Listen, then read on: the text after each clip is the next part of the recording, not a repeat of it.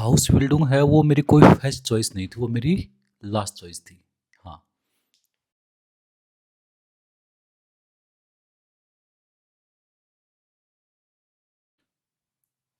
और अगर मैंने उस टाइम पे ये डिसीज़न नहीं लिया होता, तो आज शायद मैं जर्मनी में नहीं होता।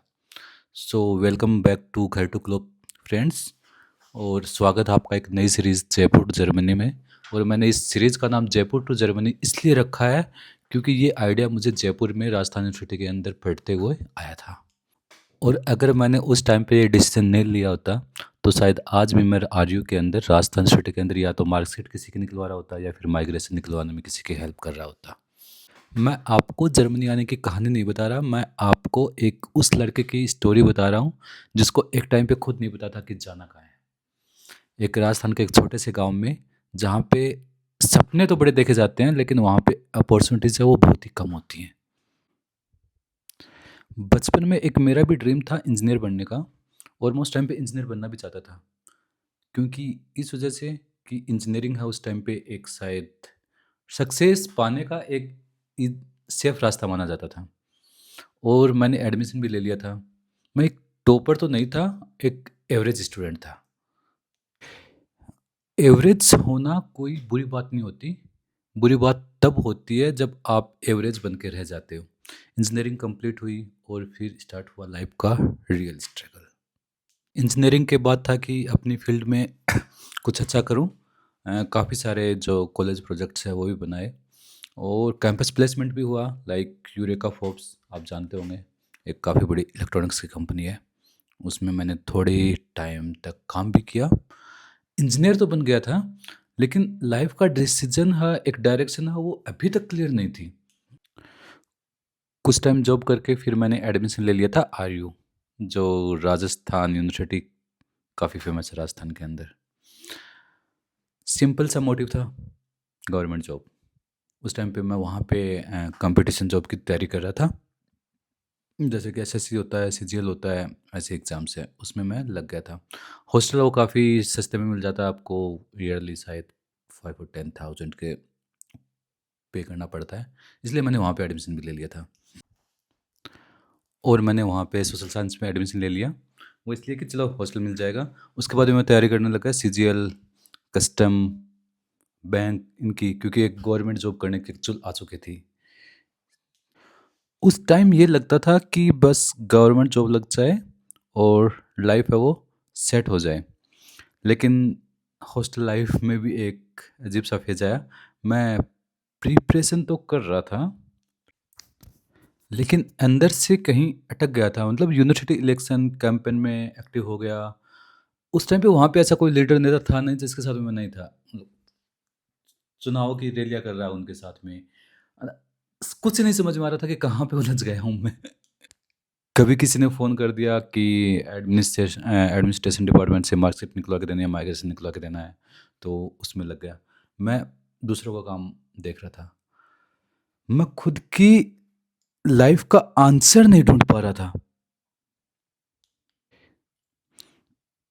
एक दिन है वो मुझे रियलाइज़ हुआ कि मैं बिज़ी तो हूँ, लेकिन मैं प्रोग्रेस नहीं कर रहा।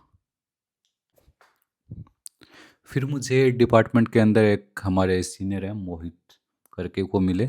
तो एक दिन मैंने उनको ऐसे ही पूछ लिया था कि क्या कर रहे हो, कि उन्होंने इकोनॉमिक्स उस टाइम पे एमए की थी, और वो शायद फॉरेन लैंग्वेजेस सीख रहे थे। तो उनसे थोड़ी देर बात हुई और मैंने उनसे पूछा कि अभी क्या कर रहे हो, तो उन्होंने बताया कि मैं अभी जर्मन सीख रहा हूँ। तो कि इसमें क्या स्कोप है, कि काफ़ी स्कोप है, आप फॉरेन में जा सकते हो, स्कॉलरशिप ले सकते हो, ऐसे ऐसे। तो मैंने ले लिया फ्रेंच में एडमिशन। जर्मनी में नहीं लिया था मैंने, मैंने लिया फ्रेंच में। 2 महीने मैंने की, नहीं आई समझ में, छोड़ दी। फिर उसके बाद में जैसे ही नया सेशन स्टार्ट हुआ, तो यूनिवर्सिटी के अंदर जर्मन में एडमिशन ले लिया कि फ्रेंच तो नहीं आ रही समझ में, चलो जर्मन समझ लेते हैं। तो मैं उस टाइम पे सीरियस हो गया था जर्मन के लिए। फिर जैसे ही 1-2 महीने पढ़ा, तो जो हमारे एचओडी सर हैं, राजेंद्र सर करके हैं, तो उन्होंने एक दिन बुलाया कि तुम काफ़ी फोकस हो जर्मन को लेके, तुम्हारी सीरियसनेस है मुझको दिख रही है। तो यूनिवर्सिटी में 3 साल लग जाते हैं, तो बेटर रहेगा कि गोएते का एग्ज़ाम दो, कहीं बाहर प्राइवेट से आप करो कोचिंग, तो उसमें जल्दी हो जाएगा।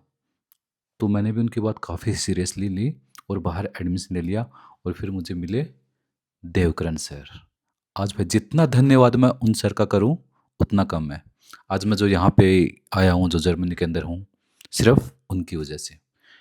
ईएलएस उनकी कोचिंग है, ई लैंग्वेज स्टूडियो जर्मनी के, सॉरी, जयपुर के अंदर। फिर देवकरण सर ने जर्मनी के बारे में मुझे थोड़ा सा और बताया। फिर मेरा एक ही रिएक्शन था, जर्मनी इतना दूर। सबसे पहला थॉट तो ये था कि इतना एक्सपेंसिव, और ऑब्वियसली लैंग्वेज बैरियर।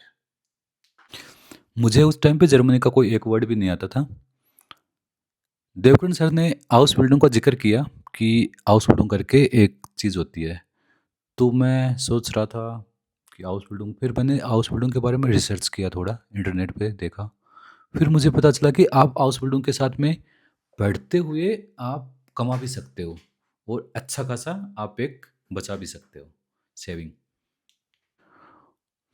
और ये दोनों चीज़ें मेरे लिए इम्पोर्टेंट थी, क्योंकि अभी मैं कोई ऐसी जर्नी नहीं चाहता था कि उसमें पैसे लगे।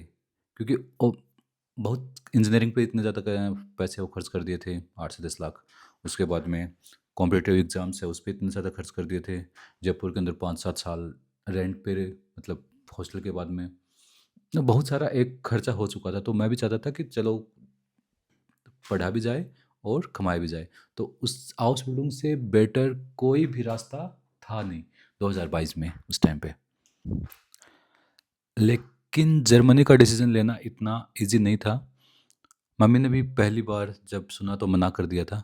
ऑब्वियसली यार, जब आप पहली बार इतना दूर, आप कभी घर से इतना दूर रहे नहीं हो और पहली बार आप इंटरनेशनल आप जा रहे हो, तो हर किसी को इनसिक्योरिटी तो होगी। तो पहली बार तो मना कर दिया था।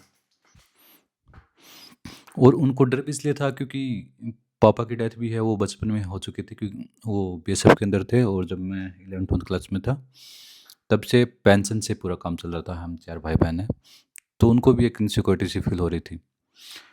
लेकिन कभी कभी लाइफ में आपको एक रिस्क है वो लेना पड़ता है।